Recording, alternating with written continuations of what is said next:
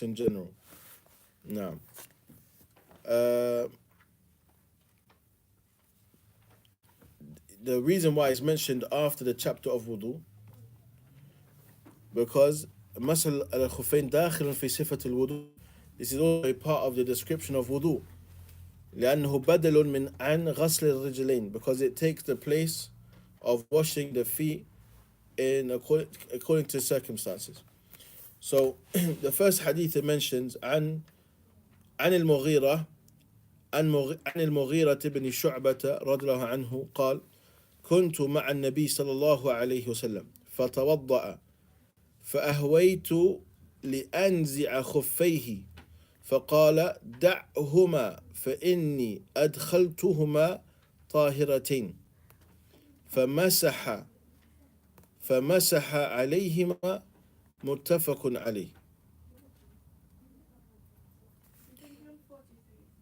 Pardon? We haven't been on the chapter of Masal al-Khuffain. We are. This is where I left off the mark. Naam.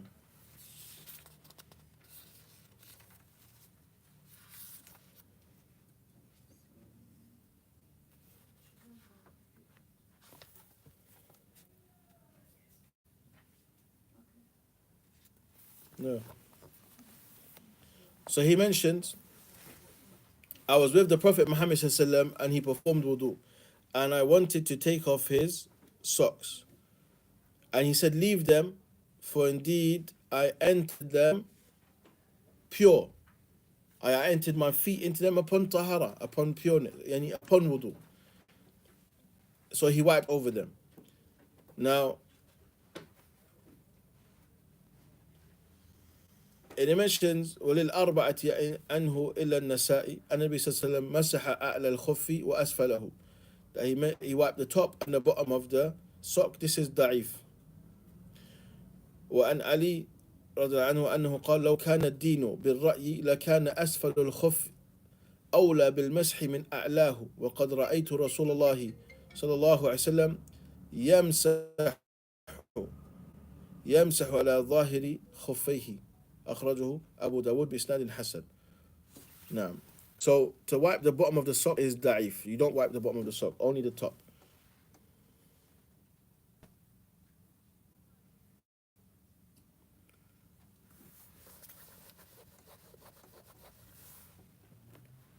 This person's asking, if the dua gets answered in tahajjud, why didn't their dua get answered and they prayed tahajjud? How do you know your dua wasn't answered? Is the first question. You don't know. This is from knowledge of the unseen. Rather, your duty isn't to ask when is your dua answered. Rather, your duty is to keep making dua. The Prophet he taught us the person's dua will be answered as long as lam yasta'jil, as long as they don't be hasty. He said, what's isti'jal? What is being hasty? He says, they say, I made dua and I wasn't answered. So don't do this, because this is ways your dua won't be answered. Now, keep making dua, be patient. So, this chapter now of wiping over the socks, the first thing that we learn from the first hadith is the permissibility of wiping over the socks when making wudu, with the condition that you had worn them after making wudu initially. That when you put them on, you was in a state of tahara. Having made wudu and washing your feet, then putting socks on, then it's permissible for you to wipe over them.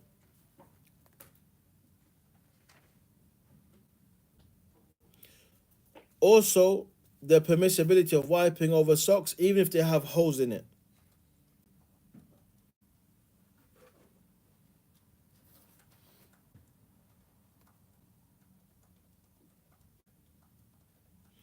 But if you got some ridiculous hole that shows the most of your foot, then no. It has to still cover the majority of your foot.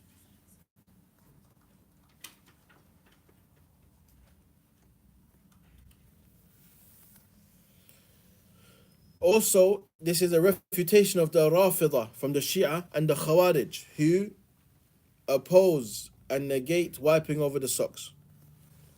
And this is why wiping over the socks is of the topics that I mentioned in the books of Aqidah. Because those who are famous for having deviant beliefs or people of innovation, they oppose wiping over the socks. So wiping over the socks became a sign of the sunnah also. And the rejection of this became a sign of the people of deviance and the people of innovation.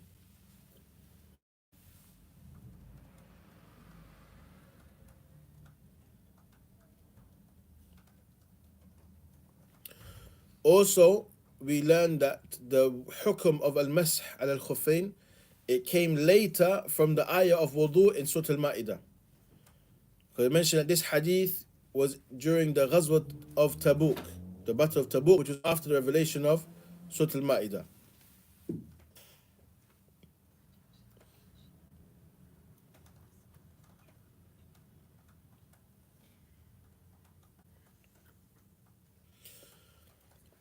Also, we learn a principle. البناء على الأصل حتى يرد الدليل الناقل لأن المغيرة أراد نزع الخفين بناء على أن الفرض غسل الرجلين. That we keep things built upon the foundation that is established upon with evidence until evidence comes to show otherwise. In this situation, Mughira wanted to remove the socks. Why? Because the asl was washing the feet. But then this came as evidence to show the permissibility of wiping over the socks. So without this evidence to show that we was able to wipe over the socks, one could not wipe over the socks. The asl will be to wash the feet. واضح?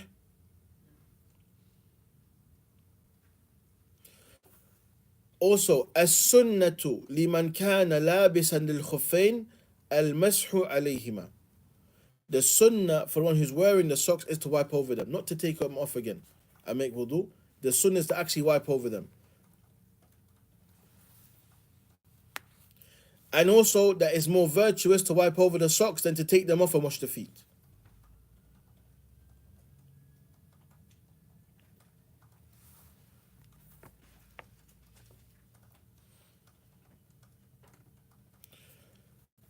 Also, من لم يقنع بالمسح على الخفين فهو مبتدع. Whoever is not content with the matter of wiping over the socks, and this person is an innovator.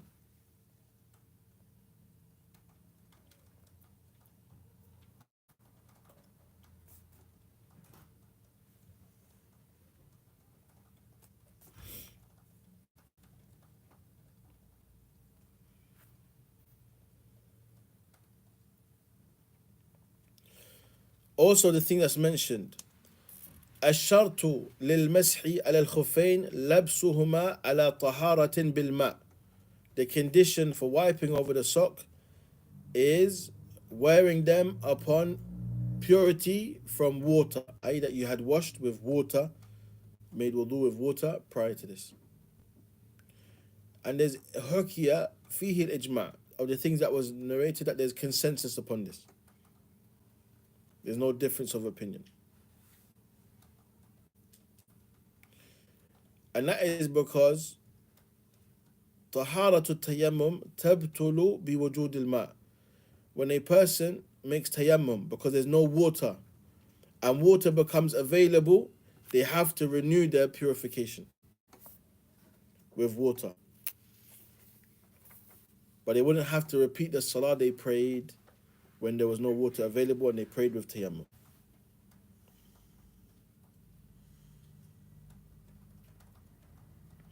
Also, it's permissible to wipe over the socks whether you're traveling or resident, because the hadith is general.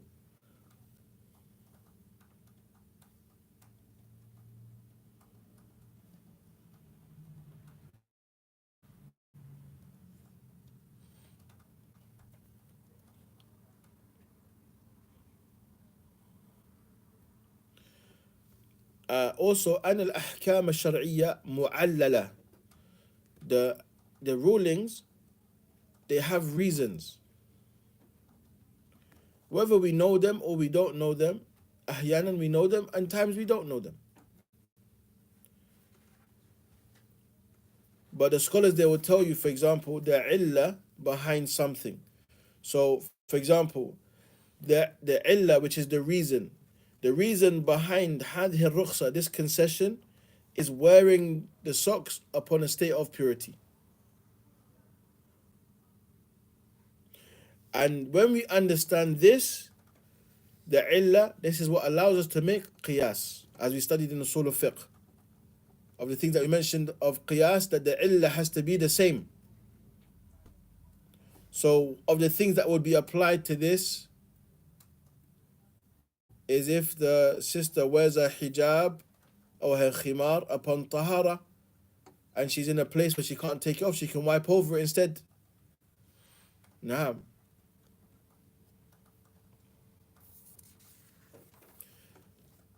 Also, learn from this hadith the permissibility, jawaz al-wudu bi hadrat nas, in front of others, in front of other people. It's permissible to perform wudu in front of other people.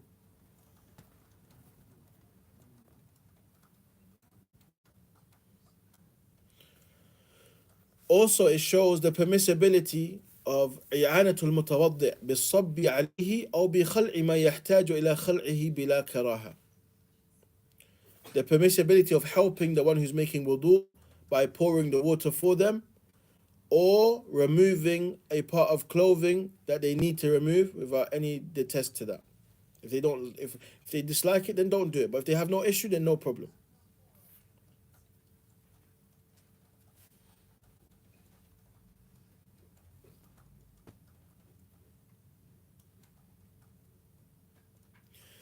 It also shows the virtue of the Sahabi Mughira ibn Shu'bah radiallahu anhu, the fact that he was a servant of the Prophet Muhammad sallallahu alaihi wasallam. He was serving the Prophet Muhammad sallallahu alaihi wasallam.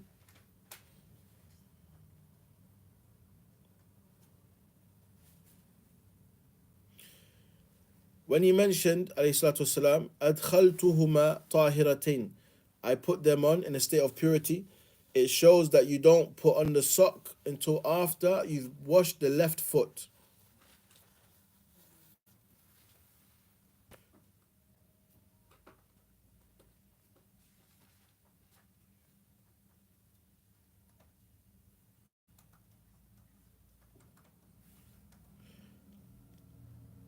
However, the scholars they mention it's actually permissible because as long as you wear them in a state of purity, whether you finish washing the left foot or not, is fine as long as you wash the left foot first before putting on the left sock. That's of the things that they derive from the hadith. Some will say no, you have to wait until you wash the left foot also.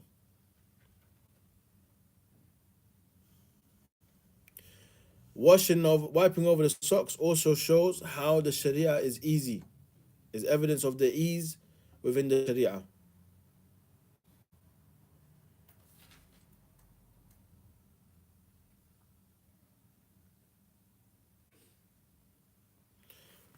And what is legislated is to wipe over the top of the sock and not the bottom, as the hadith that mentioned to wipe over the bottom are da'if, they are weak. And Ali radiallahu anhu, he mentioned, had this religion been based upon logic, we would wipe the bottom of the sock and not the top.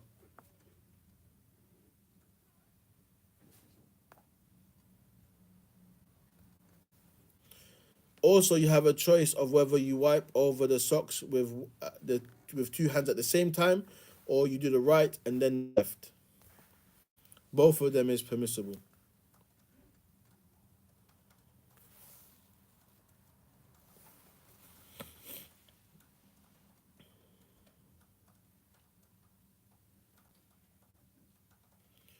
وكذلك الدين ليس بالرأي, the religion is not based upon opinion and logic, rather السنة الشرع من الكتاب والسنة والعقل الصريح لا يعارض ما جاء به الرسول صلى الله عليه وسلم بل يشهد له أو لا يحكم بشيء.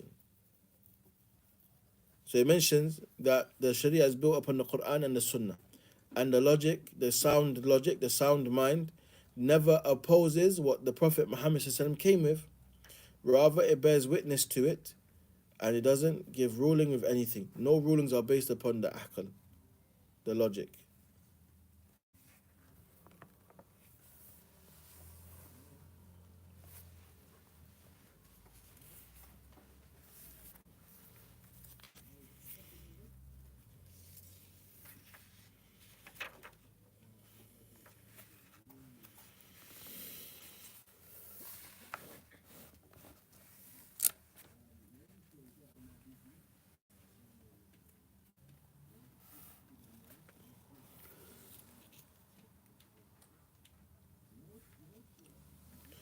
The next hadith, number 56 in English, and in my book is 68.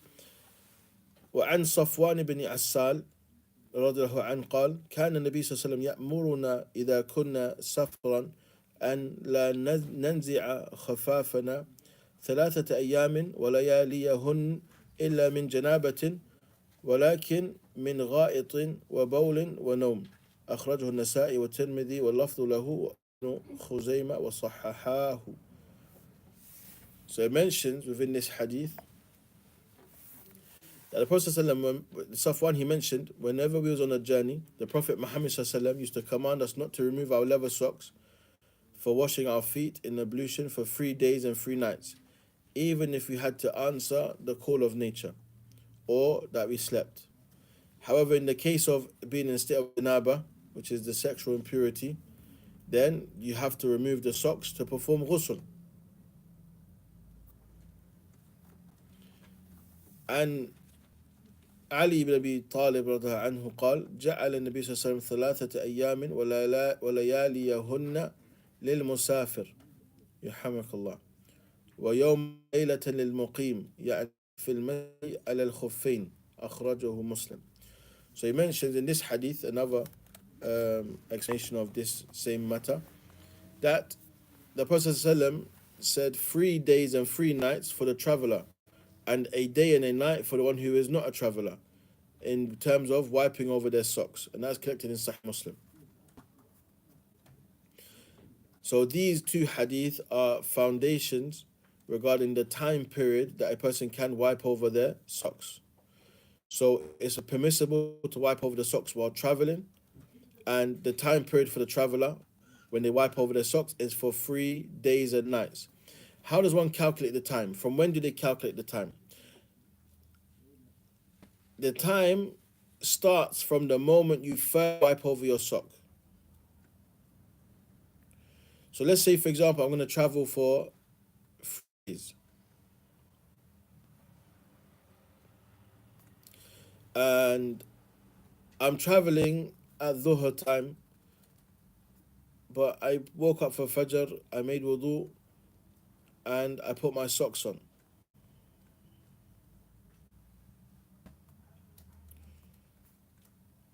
Time has passed, hours have passed, and the time of Dhuhr has come in now,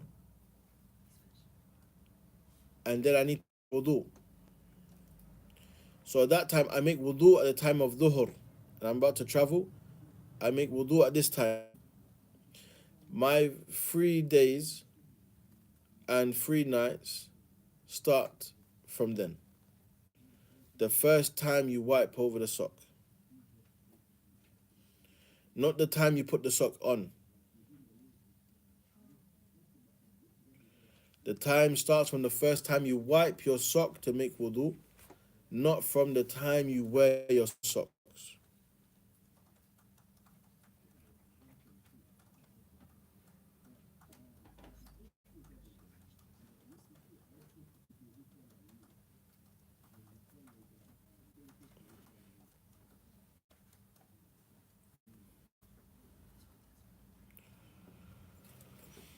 Also, with the hadith, we also learn that nawm naqidun lil wudu, that sleep nullifies the wudu. But this is the sleep that is deep, not the sleep that you're just dozing off. Someone says your name and you're like, oh yeah. No, the sleep that you doze off and you're gone, and someone calls your name, you don't even respond, then this sleep nullifies your wudu.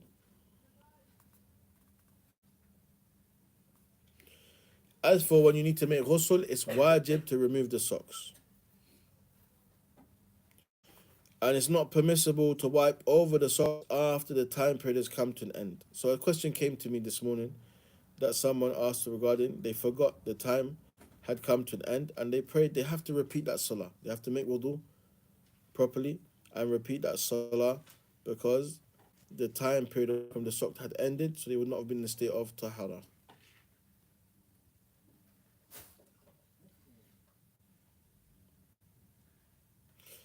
The fact that the traveler is able to wipe over their socks for a longer period of time also shows evidence of ease within Islam. And that there's concessions that are specific to travelers.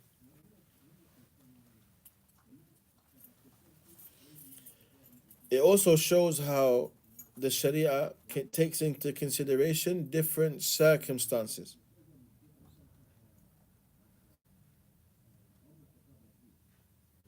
Which also leads us to another principle of the Sharia, أن المشقة تجلب التيسير.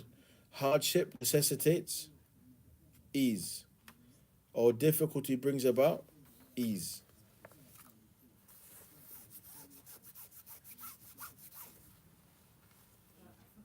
Now, Sorry, just on the question before. If I've made wudu, put on new socks, and then taken those socks off, do I still have wudu? yes, your wudu is not broken by taking off your socks. The thing that is broken when you take your socks off is the ability to wipe over them. So once you take them off, Once you take them off, you can't wipe over them, even if you put them straight back on. Taking off the sock, if you change your socks, okay, but what if I put my sock on and I changed my sock and I still had wudu? I haven't wiped over my sock yet. Can I wipe over my socks? no. No, you can. Because the concession of wiping over the socks hasn't started yet. Okay. But if I wipe already, If you wipe, then no. You remove the sock, the wiping is broken. You have to make wudu again. Yeah, completely. so if, okay, yeah, what you gonna say? So if you have it, you have wudu, you take off your sock, and from time to take it off, you have to make wudu again before you can wipe over. Yes. Okay. Even if you've already had. If your sock is pulled down below the ankle, no. If your sock is taken off. If it's taken off, So if I make wudu at dawn and I have I take off my socks, then you have to make wudu properly. and can I wear them again after? Yeah. If you make wudu properly, you can put socks on after. Yes, I have to do another wudu. So watch this now. Let's say it's winter. I'm at home. I'm not going out. It's very cold. I haven't got heat in, but I've got some nice thick socks and I got some normal socks. Okay. So I make wudu normally and I put on my socks. And I realize, hold on, I don't even want to wear these socks. So I want to put on the big, nice, comfortable, warm ones. So I change them. I'm still allowed to wipe off socks because I haven't wiped yet. I haven't broken my wudu yet. So I haven't started the concession of wiping. But once I make wudu, put on socks, I break wudu, and next I want to make wudu to pray, I wipe over my sock. That time is when the concession starts to wipe over the socks. If I take off, say the dhuhr time comes, I wiped over my sock. After dhuhr, I wanted to free my feet, get some air, I take my socks off. I still have wudu. However, I can't just put my sock back on and wipe over it. That has broken al-masah. But removing the sock does not remove your wudu. Just the wiping.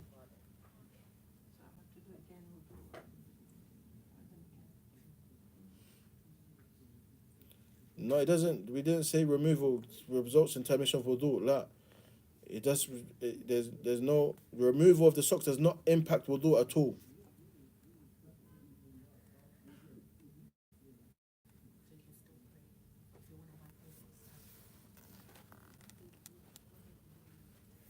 No. Some people have this misconception. They actually think removing the sock removes your wudu.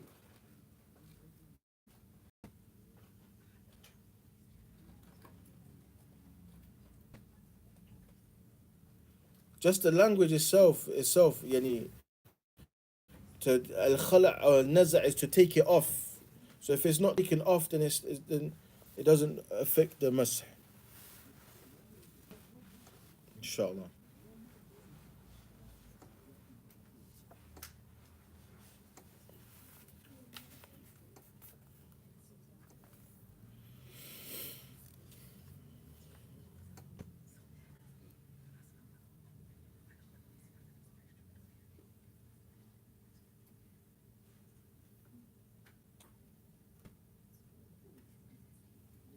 But if you take off one sock, for example, then you have to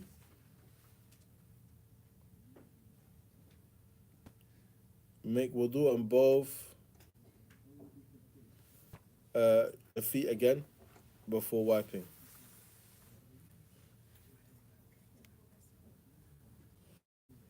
نعم إذا غيرت الجورب لابد من إعادة الوضوء للمسح على الجورب الجديد. نعم. This doesn't apply to shoes.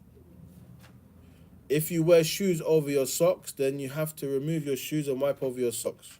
You don't wipe over the shoes.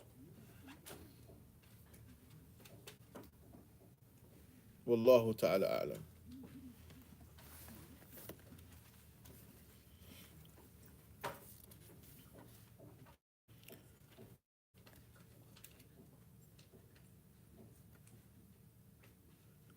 We'll stop there inshallah ta'ala today.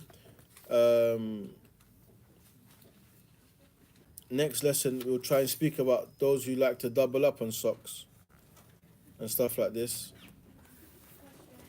Now, What about if you have a shoe that is like a sock?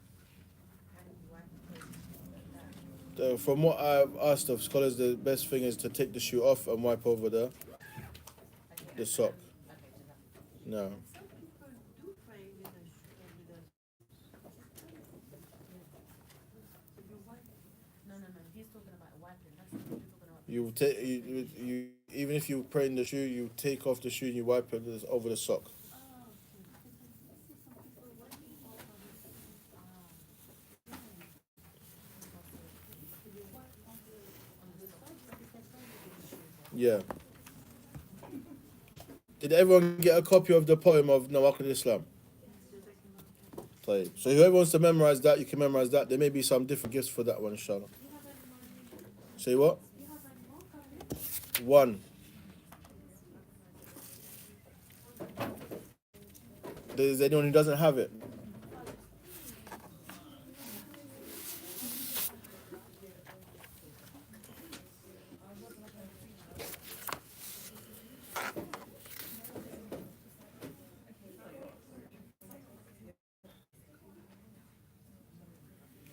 There's more than one poem. There's another poem as well. That's one poem. There's another poem for it as well. A number of different scholars have made it into a poem, but that one is a short one, inshallah. طيب نكتفي بهذا. اللهم صل وسلم على نبينا وحبيب محمد وعلى آله وصحبه أجمعين. السلام عليكم ورحمة الله وبركاته.